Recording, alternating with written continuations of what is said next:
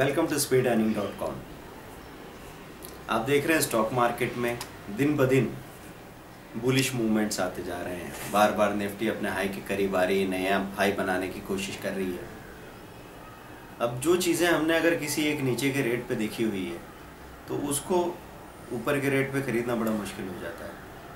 आपने जैसे बचपन से सुना होगा ना कि पेरेंट्स बात करते हैं, दादाजी बात करते हैं, यार ये जो प्लॉट है ये हमने देखा, हमारे सामने 80 रुपये का रेट था पर स्क्वायर फीट और फिर ये 1000 रुपये का हो गया।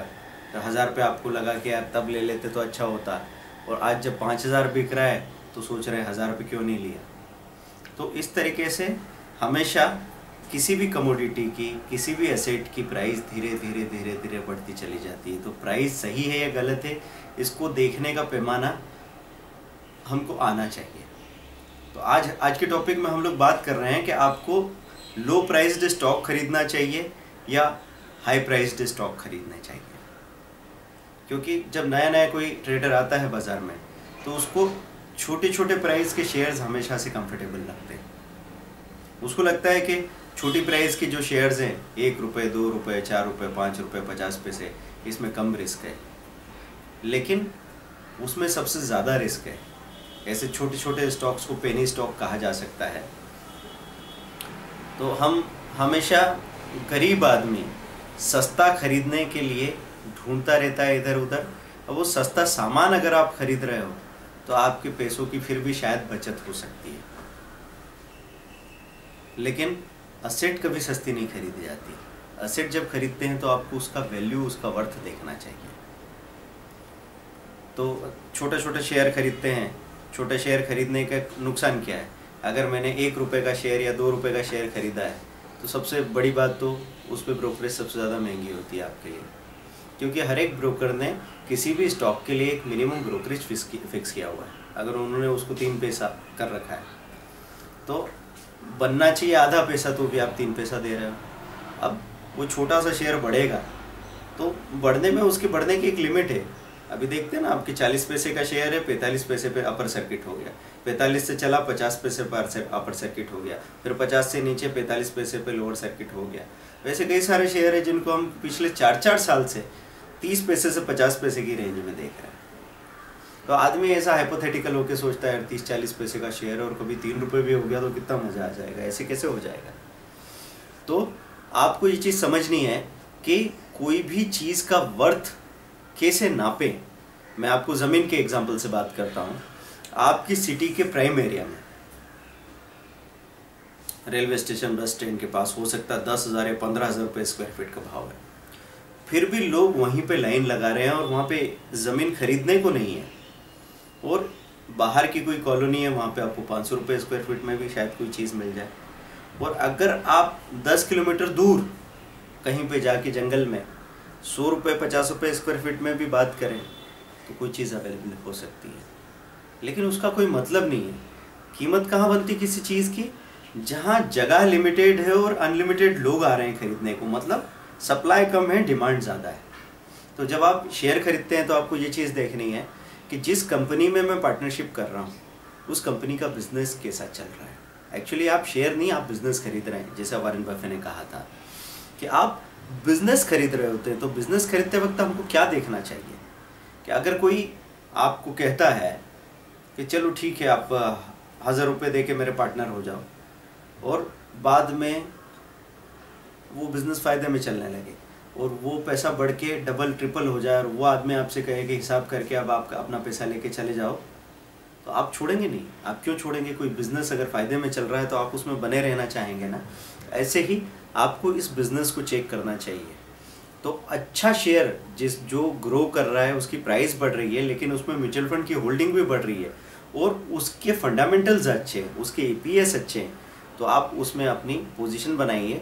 अगर आप 30 रुपये के 1000 शेयर खरीदने को तैयार हैं 30,000 रुपये में, तो आप 300 रुपये के 100 शेयर आराम से खरीद सकते हैं। अगर 300 रुपये के 100 शेयर खरीद सकते हैं आप, तो 3000 के 10 शेयर खरीदें तो भी कोई प्रॉब्लम नहीं है। 3000 के 10 शेयर और ज़्यादा सेफ्टी के साथ आपको पैसा देंगे, और 30,000 का एक शेयर भी अगर खरीदेंगे आप, और अगर उसके फंडामेंटल ठीक ठाक है, तो मैं कहूँगा वो आपको ज़्यादा परेशान नहीं करेगा। वो पहले 30,000 से 60,000 होने की ताकत रखता है। इस चीज़ के सबूत के लिए मैं यहाँ पे आपको एक झलक दिखाता हूँ। EPS का टॉप 100 का एक स्क्रीनर है ये moneycontrol.com में।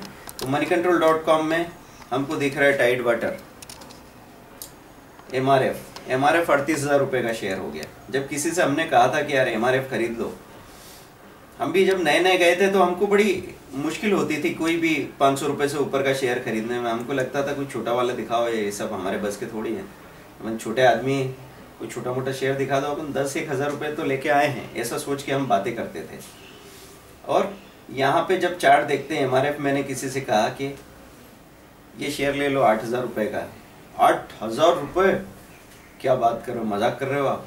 और इस तरीके से ये आप देखें 5 साल का चार्ट, किसी ने अगर इसको 6,000 रुपये में खरीदा था 2012 में, तो 2015 में ये 38,000 40,000 रुपये का हाई बना चुका है।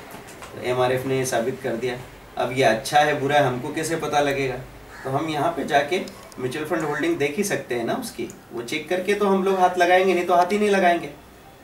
तो कोई चीज़ अगर फंडामेंटल अच्छा है तो ही उसका प्राइस ऊपर मेंटेन करेगा। यहाँ पे अभी इतने स्टॉक्स ने खरीद रखा है, इतने ने सेल किया, मतलब म्यूचुअल फंड अभी भी इस प्राइस पे भी लेके बैठे हुए हैं, तो वो बिजनेस अच्छा बिजनेस है।